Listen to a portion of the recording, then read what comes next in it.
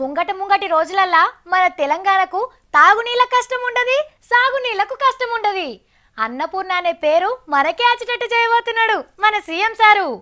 నీళ్ల కష్టాలు లేకుండా భగీరథనోలే ప్రాజెక్టులకు శంకుబండలు పాతుకుంటూ పోతూనే ఉన్నాడు.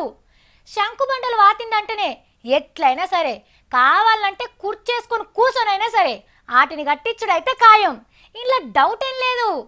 మరి సారు ఇయాల ఏడేం కార్యం షురూ చేసిండో సుదమా. డిండి ఎత్తిపోతల ప్రాజెక్టును కట్టి జిల్లాల నోరు తెరిచిన భూములకు సరిపోను నీళ్లు దాపి పచ్చడి పంటలు పండిస్తేందుకు ఏం చేయాలనో గది చేస్తానన్నాడు. ఎవ్వలాగా పట్టినా అడ్డం పొడుగు వండినా అనుకున్నది ఏసి తీరుతాని ఆన సాక్షిగా ఒట్టు వచ్చిండు తాడి చెట్టు కింద నిలబడి. ఇక తెలంగాణ ప్రాజెక్టులకు పర్మిషనే లేదన్న ఆంధ్ర నీళ్ళ మంత్రి గురించి ఏమన్నాడో పారిను. పేరేదా మంత్రి పేరేది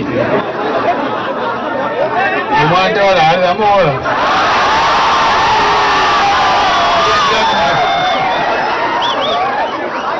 మాట్లాడితే మీకు హక్కులు ఎక్కడి, మీరు ఎట్లా తీసుకుంటారు నీళ్ళు, వాడు మంచి పుట్టినాడు మనమేమో పుట్టలేదట. ఉమాసార్ అసంచోళ్ళు ఎవ్వలాగా వచ్చినా ప్రాజెక్టులు పనులు ఆగాయంట. ఎందుకో సారే చెప్పిండి నుండ్రి.